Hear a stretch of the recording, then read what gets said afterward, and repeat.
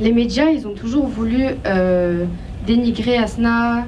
Hasna, c'était toujours la terroriste, c'était toujours la personne qu'on voyait méchante, voilà.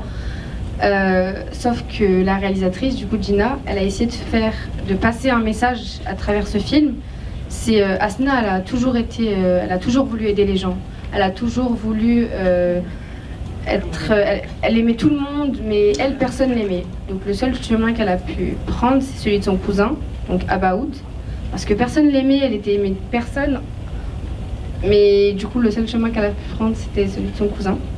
Et du coup, voilà. Donc à travers ce film, la réalisatrice, elle essaie de faire passer un message, c'est que Hasna, elle n'est pas méchante. Elle a toujours, elle est gentille, elle a toujours voulu aider les gens et voilà. I'll translate. We did talk about this at lunch today, so I'll remember everything Maya said. But she said that there's something really important that she wants to tell everybody about this film, and that it's a true story.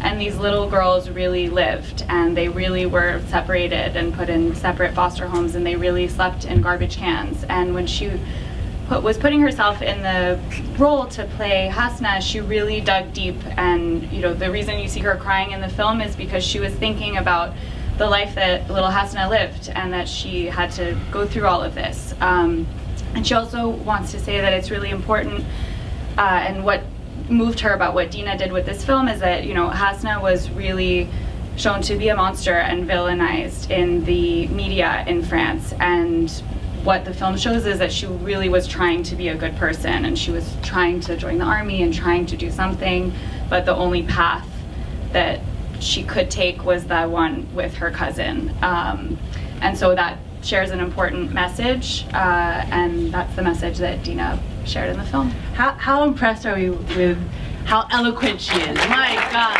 wow. So impressive. And Gino, tu veux aller? Bonjour, je m'appelle Dina Grimaudo, je joue le rôle de Youssef dans le film Resemble Me. Et c'était une expérience vraiment incroyable. Et je pense qu'il ne faut pas oublier, on va dire, le rôle d'une maman dans une famille. Parce que Hasna et Mariam, dans la vraie vie, du coup, elles ont vécu tout ça. Et je me dis que peut-être que si leur mère, elle aurait été là pour elles, si elles avaient vraiment un encadrement de vie, peut-être que jamais cette histoire, même vous êtes, ça se trouve, vous regarderez même pas ce film si ce serait pas passé tout ça. Donc vraiment, c'est un message incroyable que Dina a essayé de faire passer. Il faut pas vraiment, surtout comme a dit Lorenza, les médias ont fait de cette histoire une histoire vraiment négative, comme quoi ils casaient directement, ils mettaient Hasna directement dans une case négative. Ah, Hasna la terroriste, ah, Hasna la kamikaze. Mais non, avant tout, c'est une être humaine comme nous, elle a vécu, et surtout, elle n'a pas choisi ça. Donc je me dis que vraiment, faut prendre soin de nos mamans, et voilà, le rôle d'une maman est très très très très important. So Gino plays the brother Youssef in the film, and what he wants to say about the film is that it made him realize the importance of good mothers and a mother being there for her kids, because maybe in a world where Hasna and Miriam had a stronger mother figure, we wouldn't all be here watching this film, and this story maybe wouldn't have happened. And that, Hasna's story was put so negatively in the media, and maybe with a more guided path, another future would have been possible.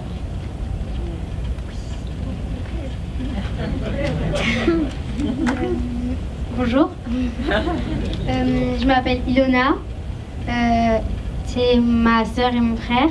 Je tourne dans le film You Resemble Me du rôle Mariam. Et pour moi, ce film, il serait pas pareil si je serais pas, si ça serait une autre fille. Le film, il serait pas du tout pareil parce qu'en fait, on a l'habitude de se chamailler, de se voilà, et du coup, le film il serait pas du tout pareil. Et aussi, c'était vraiment une expérience incroyable parce que, comme l'a dit ma sœur, c'est une vraie histoire. Et du coup, voilà, c'était super bien de faire ce tournage avec mon frère et ma sœur et Dina. Et voilà. So Ilonna plays little Miriam, and she just wanted to make sure that everybody knows that they're all actually brothers and sisters in real life. And she says it was amazing to, play in the film, and it wouldn't have been the same if they weren't really brothers and sisters, because they're used to playing and laughing and running around together. And then it was a great experience making this film with her brother and sister and with Dina. Woo! Thank you so much.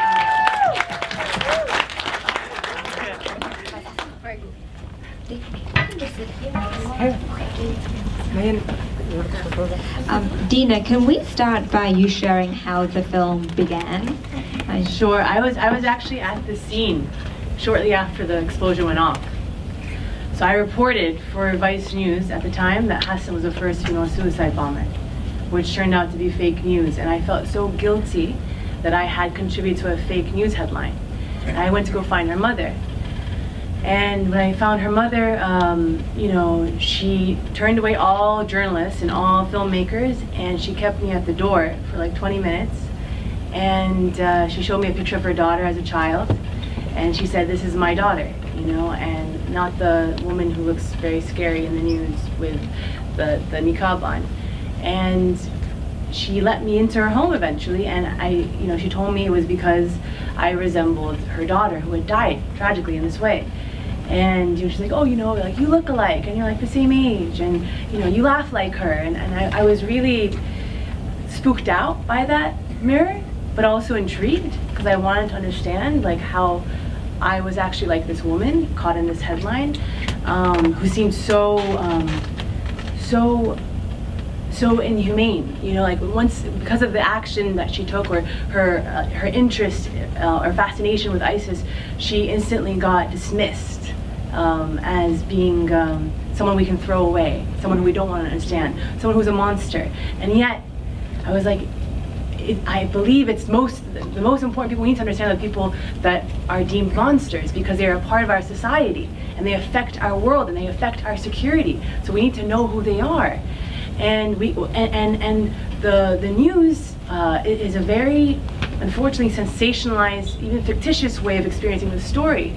Like as you see in the film, Hasna was called 3 different women, and because she was a woman, there was so much put on there that that should not have been included in the headlines. Oh, she was wearing a mini skirt previously. She, how did she go from the mini skirt to the niqab? Like, oh, she was like insinuations that she was slutty or something. And it was just, I felt very called to understand who this woman was. And I even saw myself in her, because at the core I understood that she was someone who was navigating a very fractured identity. She had no idea who she was. And I understand the difficulty of trying to navigate this world when you come from East and West, and there's a world of contradictions, and you're like, oh, I'm Muslim and I'm a woman, and I'm from the Middle East, I'm also from the West. Like the world tells you that it's too big, these things are in opposition to each other. And so sometimes people are forced to choose a side or choose a version of themselves, and there isn't a way for all of themselves to be embraced. And so I was like, I understand the identity crisis, but at its extremity, it leads to that headline. And so we need to understand and go to it from the root and understand who she was as a child. And the form of the film, for me, really reflects the increasing schizophrenia that she experiences. So as a child, the world around her is broken, but there's hope. There's still a chance, because with her sister there's a sense of home. And once her sister is stripped away, everything shatters. Her sense of self is lost, and she's struggling to find who she is. And you know, I think that happens on two levels, because she comes from an immigrant background and also because she's a woman. And I think women and also people who are third culture kids constantly feel like they have to become a certain version of themselves in order to fit in order to please someone. And so for me, this was a story about dissociation. It was a story about childhood trauma and how we can leave our bodies in order to find a sense of, you know, belonging or acceptance, and the price of that, the cost of that. Wow. Can you also share what the process was like for meeting the family, getting to know them, and how the script process as well in relation to being around the family and friends and the writing for the script? You know, the family was living in a lot of fear and paranoia and shame for being associated to this headline. And it was also, there was a schizophrenia even in their reaction, which is like, once they lost someone who they loved so deeply and who forever, you know, they will be haunted by their memory. And so there's a missing, and also there's a resentment of like how they pulled the rest of the family into this infamy, into this scandal. So they were processing a lot of trauma. And I think because I'm Muslim and I'm a woman, and so there was sensitivity, and there was I speak Arabic, so the one common denominator is that at the core it's individuals who don't know who they are, and the danger of navigating the world with such a fragile, fractured sense of self. And so I wanted you to experience what it looks like to like shapeshift and code switch in order to find connection. And I wanted you to also understand that, you know, that was the issue. She didn't know who she was, and the so-called like Mecca for this story, which is the news, that's like where we go to experience stories of terrorism, had called her 3 different women. You know, and so I used their mistake and I flipped it, and I allowed 3 women to step into her shoes to give us a hint of who she could have been or who she tried to become. Woo!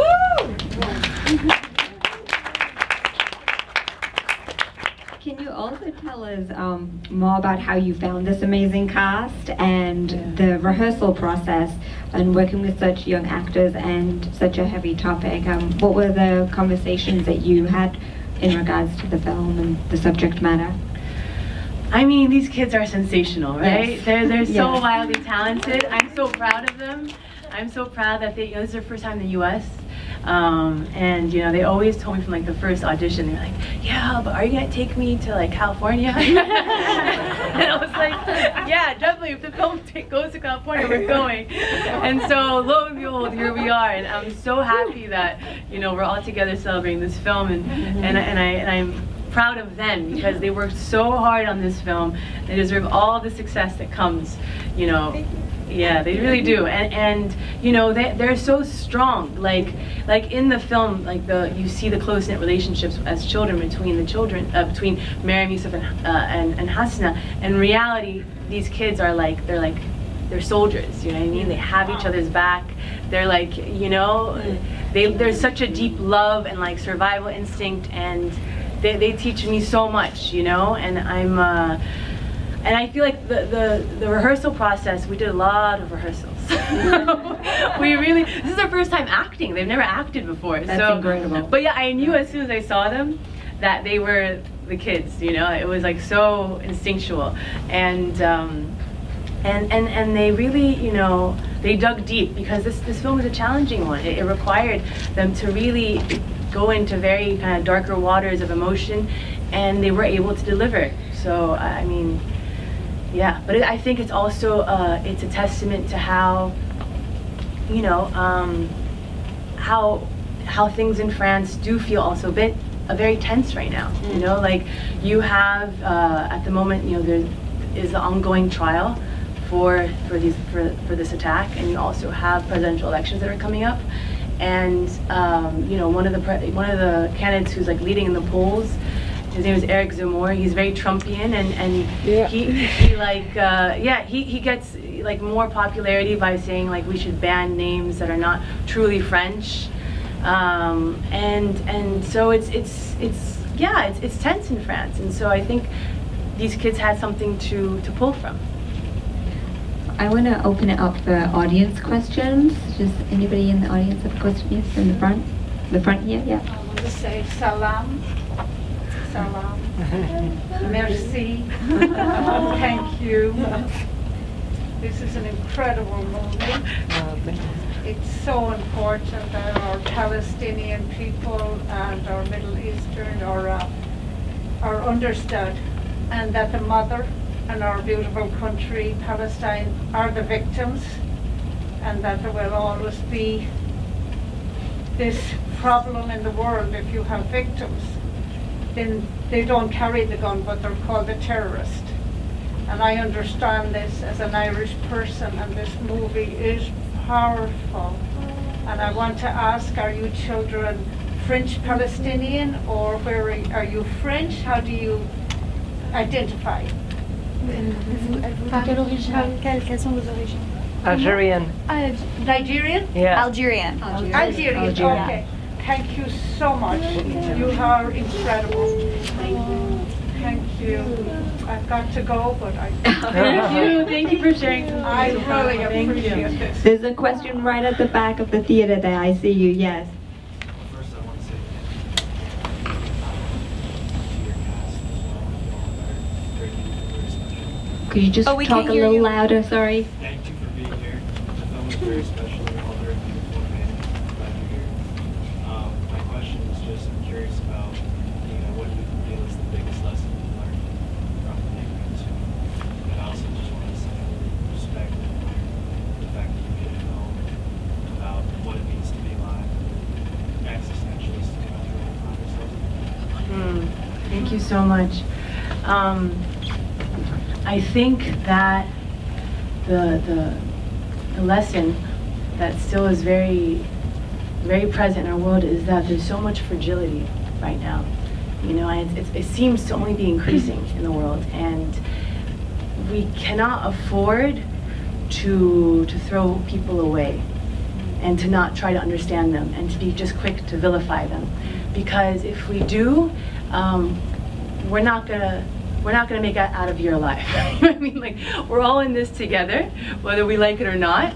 So we need to find a way to find the common thread, to see how even the person who feels like a monster, who I do not want to try to understand them. Guess what? You kind of have to, because we're here together, And so, and if you choose not to understand that person, then there will be consequences one way or another. And like, look what's happening in Ukraine right now.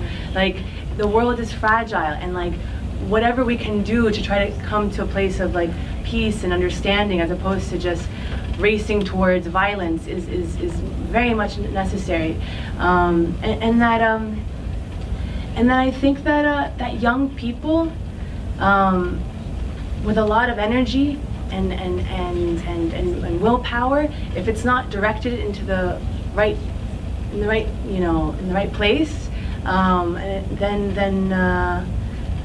there's consequences. Like, in these neighborhoods in France that I filmed in, it has the highest concentration of kids who will either be like drafted into becoming like national like football stars, or the highest concentration of kids who can be drafted into ISIS. So it's very sensitive, and it's kind of like, this is indicative of France, but also I think hoods all over the world. You have like such a big a pool of talent, but if it's not like nurtured and cultivated and given direction, then and if people don't get like that one-way ticket out of being like a rap star or an athlete or famous somehow, then where does that energy go?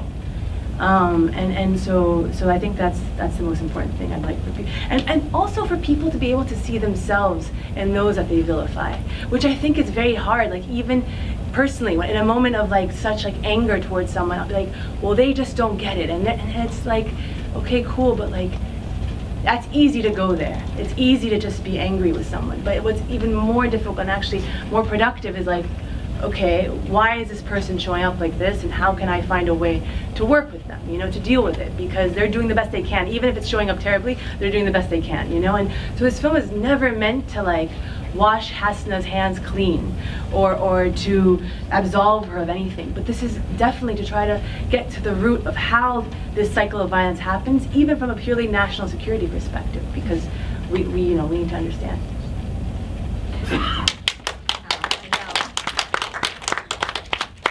Any other? Oh, yes, back there. First of all, thank you very much. It's a wonderful film.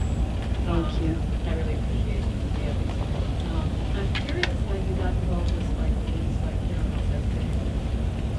So the previous film I worked on was a documentary called The Square, and it got banned in Egypt, but it got nominated for an Oscar. And I remember when we were on the red carpet, I had you know the story. there was a very cringe moment where he walked past me, and I was like, "Oh my God, guys, that's Spike Lee!" And he turned around. He's like, "Yeah, it's Spike Lee." And then he kept walking, and I was like, "Okay, I'm never gonna survive this." And then lo and behold, he became my professor at NYU. I got a scholarship to go study fiction filmmaking. And he didn't remember me at all, but thankfully. But I wrote this script through his class, and he was like mentoring me through different versions, and was such a huge support, because I had a deal at one point with Amazon to do this film as a 4-part series with like a prequel that is like still in development right now. And at the final hour, they wanted me to change the creative and make it more into like reenactments, sort of like full-fledged fiction. And everyone was like, "Take the deal, like just run with it. This is your chance for a career. This might be the only shot for you to tell this story." And I didn't want to do it, because I was like, this story is so powerful. And I had brought together like my like dream team also to like execute it with me. And I was like, I don't care about the next film. I care about this one, you know? And so he was the only one who was like, "Listen, you have to make the film that you want to make," you know? And it was very hard because, you know, I lost all my money, and like literally people like my sister and other dear friends stepped in to take care of my privileged homelessness, you know? But I was grateful that, you know, he gave me that guidance, for sure. Great. Any other questions? Oh, and Spike Jonze, I know because I used to work he recruited me into Vice when I went to go pitch a show, and he was also like on board, like, you know, watching cuts and helping with notes. And Miriam was so shattered by the fact that she blocked her sister. You know, like it really psychologically affected her, to the point that when I went to go show her the film before we got into Venice, she couldn't watch it because she told me that she had a baby, which I was like, "Oh wow, that's incredible." And she was like showing me pictures of the child, who was like really, really sweet. And I was like, "I want to see your child." And she was like, "Oh no, you can't, because the child was taken at birth by the social services." Yeah, because they felt she wasn't mentally stable enough, and she was speaking about Hasna too much. Like she basically replays this film in her mind every day. Their childhood, all these scenes. Who really was Hasna as an adult? Which version of her? Who is she as a woman? You know, like it's very glitchy in her head. You know, and like, did she try to call me because I blocked her? And like, you know, like this is what she constantly is replaying, and living through that guilt has kind of heightened, you know, a sort of instability, you know, within her. And so I finally showed her the film, and you know, I was so scared, but she was very, very, very happy, you know. And it was very cathartic for her, I think, because in many ways she feels very abandoned, you know, like Hasna, you know, by her family, by the state, and she's like just stuck in this trauma loop, right? And I think that she felt like at least there was some, like, that we didn't hurt her, you know, like we took all this time, and all these testimonies actually resulted in a narrative that could bring justice and help, like that headline that was fraudulent, that like traveled the entire world, about her sister being the first female suicide bomber, and like also taking her face and saying, yeah, that, you know, Miriam is also a suicide bomber. It was false, and her sister did not blow herself up, and her sister was completely influenced and broken, and yes, she was there, but she did not set off that bomb, and that was very important for her for people to understand, and for people to understand that they didn't want to be separated, and had they not been separated, there could have been a chance, So I and just back to the mother for a moment.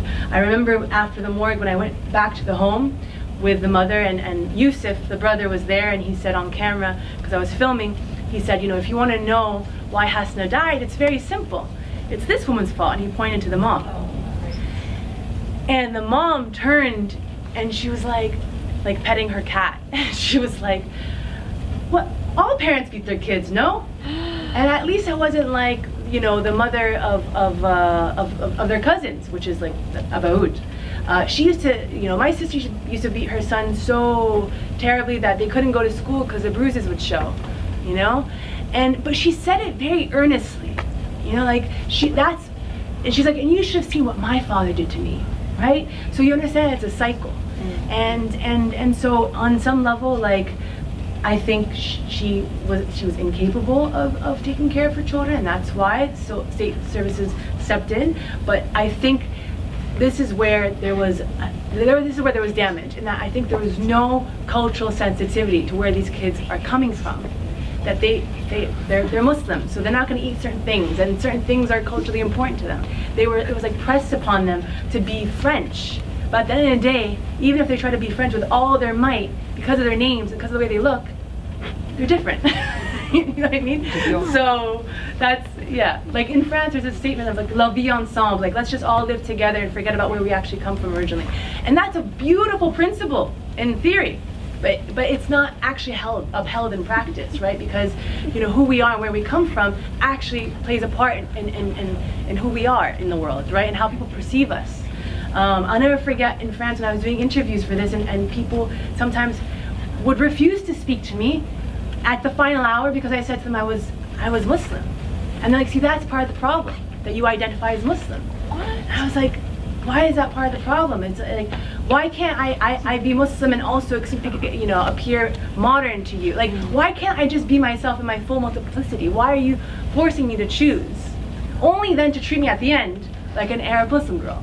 You know what I mean? So yeah.